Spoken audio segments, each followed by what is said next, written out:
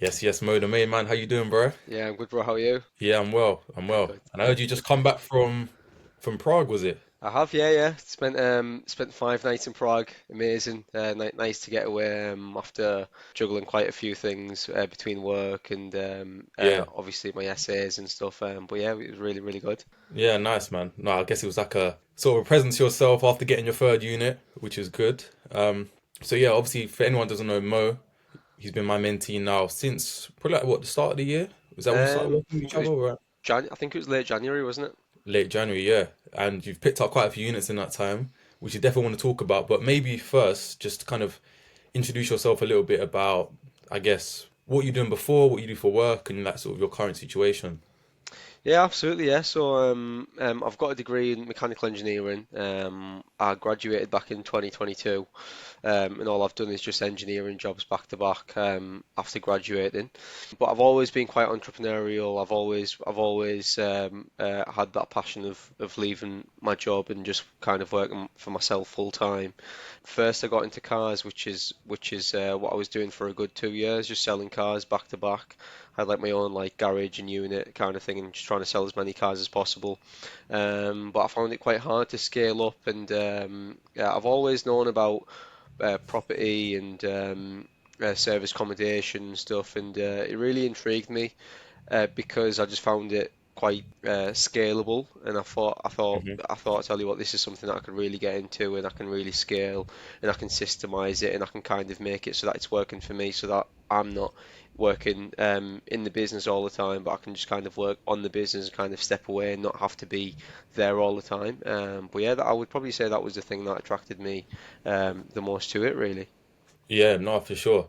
No, I guess it's what attracts a lot of people to the business model, I guess. It's so scalable, produce a lot of cash flow, which you can just reinvest into more units and just keep scaling up. So I think you're definitely right there and you're sort of on the right path to doing that for sure. So I know before we spoke, you were sort of, I think you bought another course or you were looking to get started yourself, but didn't have the best of luck. And before we started working with each other, what was that sort of progress like?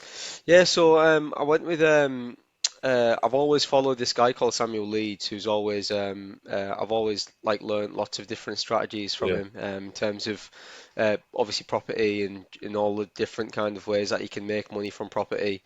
I thought it was a great way as a step through the door, and a way just kind of a stepping stone to learn Mm. how things work in property and how to like just understanding how the business models work kind of.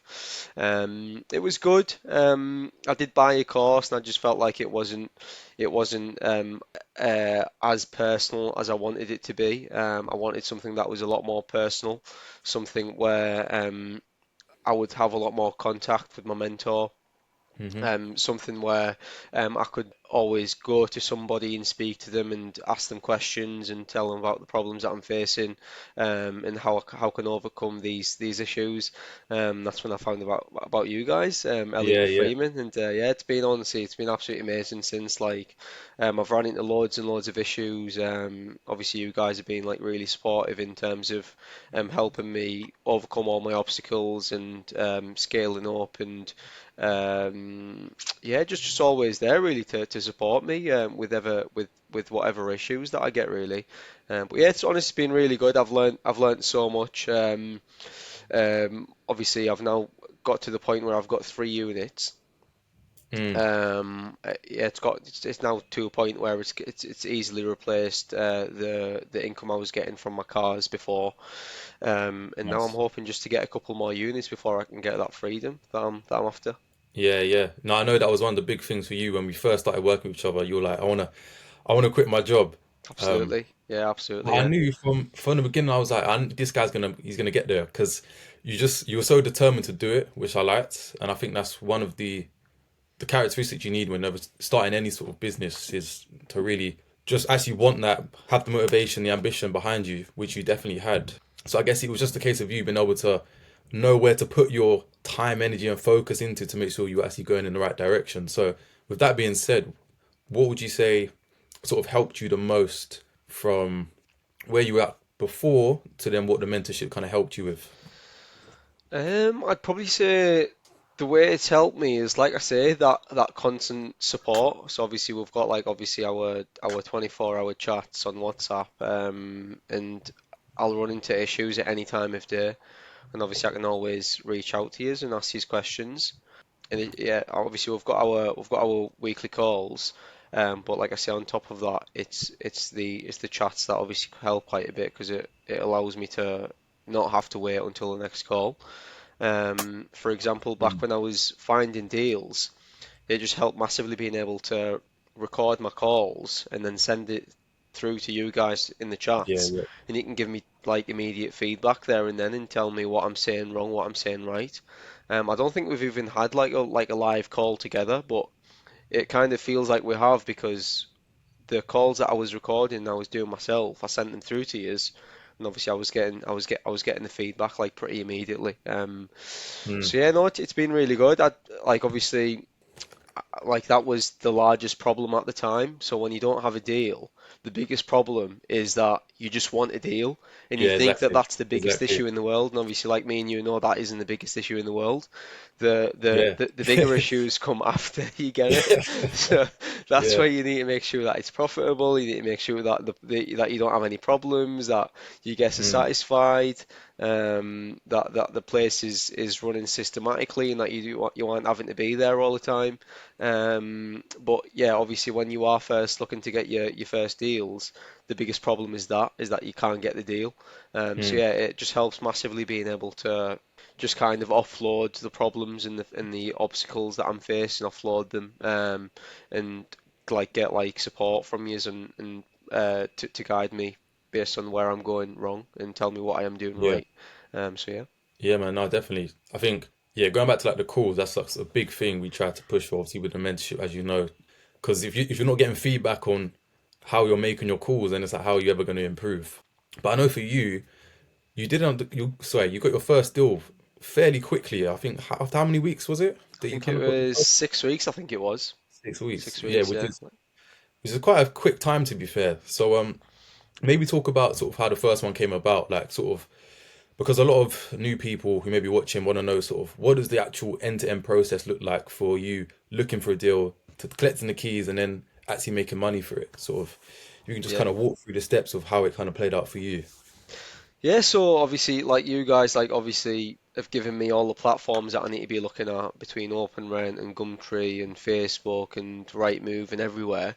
And yeah, I've basically just exhausted all of the different platforms and got in touch with literally every single landlord that was present on there. Obviously, you've got private landlords, you've got estate agents, and it's just getting in touch with absolutely everybody. I did find it very, very difficult the first time, getting through to estate agents just because estate agents have like they just put blockers in front of you straight away, and it's like they work in such a robotic way that if you contact them, and they hear anything that's out of the ordinary, it's just an instant no, they're just not interested. Whereas Mm, I felt like with landlords, they were just a lot more open to the idea. Like all they want is just their rent, really. But I feel like estate exactly. Mm, agents, if estate agents just want to they want to turn up to work and just do the same thing like day in, day out. They don't want to think about or learn about some new strategy or something because it doesn't make any difference to what they're getting paid. exactly. But Yeah. obviously, estate agents, landlords are directly directly impacted. You know what I mean? So it's like yeah, for them, they are a lot more open because at the end of the day, it's them who needs to pay the mortgage. It's them who needs to make sure that their property is fully occupied. So yeah, so I Mm, just found it a lot easier to get through to landlords. So anyway, um, yeah, so I found this one. It was on Gumtree actually. Got in touch with the landlord. I told them about what I do. I told them that about Streamline Properties. We're basically a relocation company, and we house contractors and all that kind of stuff. Um, and yeah, we arrange a viewing. They were open to the idea on the phone. So we arranged a viewing. I seen the place. Obviously, I analysed the place from top to bottom, making sure that it had everything I needed. It was actually furnished, so I was quite lucky with that. Um, I planned ahead what I would need to get in order to make it like a service accommodation standard. And yeah, yeah. So I basically finished concluded the viewing because I'd done so many viewings before that one specifically. I used to put my offers in right at the end, but for this one, I had my gut feeling told me to put the offer in at the viewing itself. Yeah, yeah, yeah, yeah. So I think that was one of the pieces of feedback that you gave me. You said to be tried giving feedback on the spot, giving your offer Yeah. on the spot. So I felt yeah, like I was so gassed when you mentioned that one. I was like, yes, nice yeah, bit of feedback, helping get the yeah, secure the deal. so that was the first one where I put the offer in on the spot. Um, and yeah, the landlord just knew what they wanted. And yeah, we made the deal on the spot. It was for a two-bedroom with bills included. Yeah, Yeah, amazing. we agreed a deal, shook hands, went home, sent obviously drafted up the contract and stuff, agreed a moving date, um, and yeah, got the keys, paid deposit, paid the sorry, I didn't even pay a deposit for that one. It was 2 months rent up front, and that was it.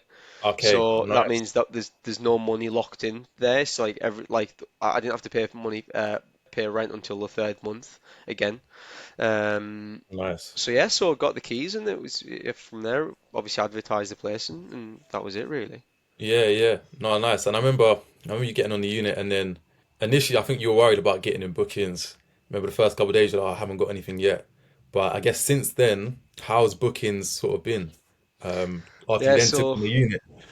so obviously when you first secure a place, instantly you think, bloody hell, I've signed myself up for a monthly obligation for 5 years to pay them Mm, whatever it is, a grand and a half, 2 grand, 3 grand rent per month, depending mm, on what the size of the unit that you get in. So obviously this was a place that I'm not living in. This is a place that I've agreed to pay a grand plus on rent and bills and everything else, and I have to pay that regardless. Whether it's occupied, it's not occupied, I need to pay that regardless. I'm not living there. Like I don't want that money to come out of my pocket. So obviously you have these thoughts in the beginning that I need this place booked. And obviously, because you have these thoughts, you can sometimes obviously get a little impatient and just want to see bookings on the first day or a few hours after advertising, which is obviously not realistic.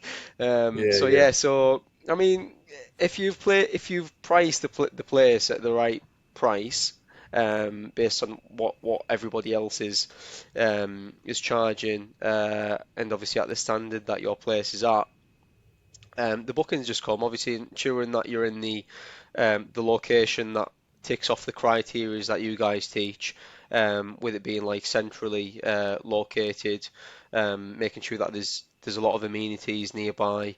Yeah, Mm, the bookings do come. It just need to like tick off the list really. yeah, exactly. Now they come, and I guess obviously it went well for you because then how long later was it? 4 months. Then you started looking for your next deal. Was it 3 or 4 months? No, so it was yeah. So I signed for my first deal on the 1st of March, and Yeah. then I got my second deal on the 2nd of July. So it's like 4 months, yeah. Okay, 4 months. Yeah. So then I know with that second deal, you actually took on two properties at once to get you to a third. So yeah, maybe touch a little bit on how that one came about because that's not a common. Yeah, absolutely. Yeah, so I felt like the first one, I'd systemized it pretty well. I had a decent cleaner in there. I never ever needed to visit the place just because it was a generally decent place and it had everything was just sorted. I had my cleaner cupboard. I had a cleaner that I could rely on. My cleaner was willing to scale up with me. They were looking to take on more units with me. And yeah, so I thought, you know what, let me test this first place out for a few months. If it's successful, why not get some more? So yeah, it got to a point where 3 months in, I started then looking for for my second place.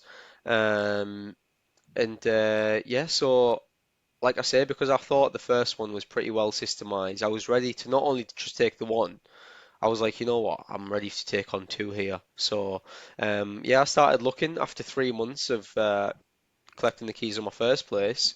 And yeah, after a month of searching, I then signed for my second and third place. And so I basically had a situation with the landlord where he said, because it's a building with two flats in there, he wasn't so keen on allowing service accommodation just in one flat and then not in the other, and having like normal tenants.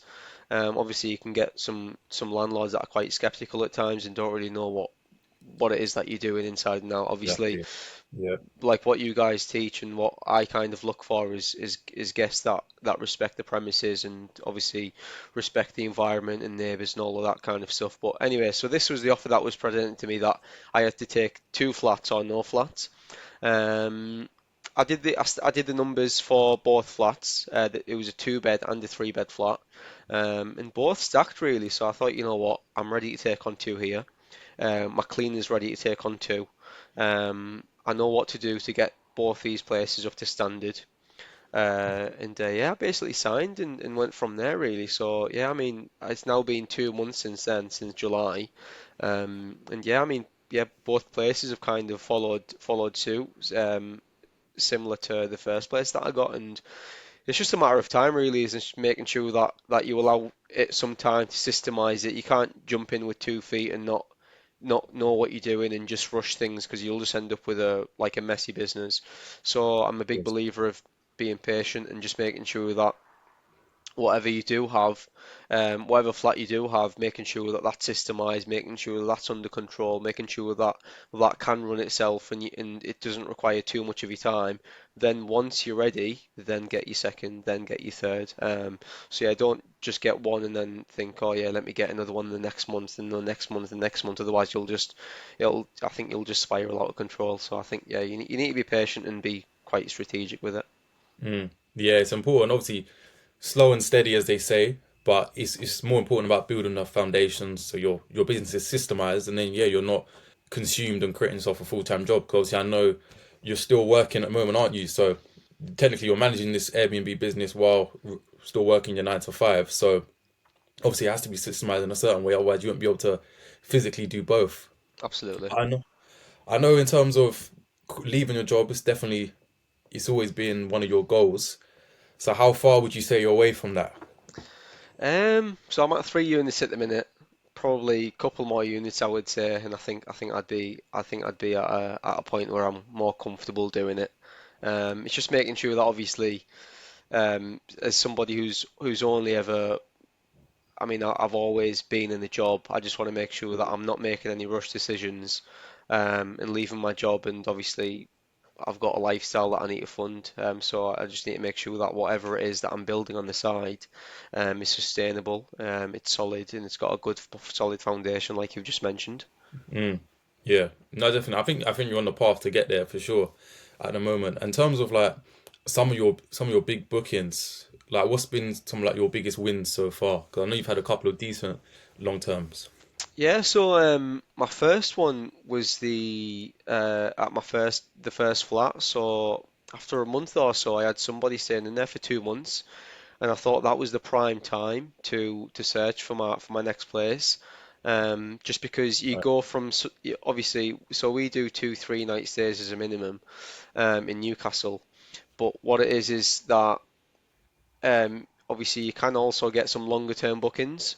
Um, the reason we don't do anything less than 2 3 nights is because you'll then attract the wrong audience, the wrong atmosphere, and you'll get people just kind of using your place for like a party place and just yeah, not respecting the premises. So yeah, we do have standards Yeah. on our minimum number of nights.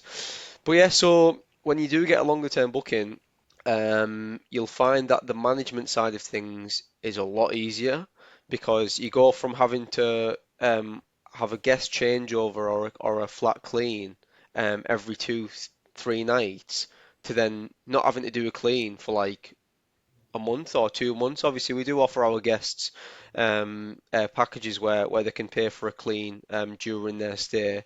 Sometimes we actually include in long-term stays free cleans in there, as a Yeah. perk, that we offer to our guests. It's a direct booking perk that we offer, as a token of appreciation for them staying for such a long time and booking with us directly. Yeah.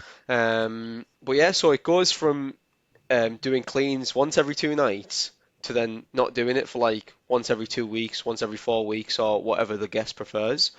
So you find that you have a lot more time on your hands, And as a result, that was when I found was the prime time to be searching for my next place because I just had a lot more time on my hands really.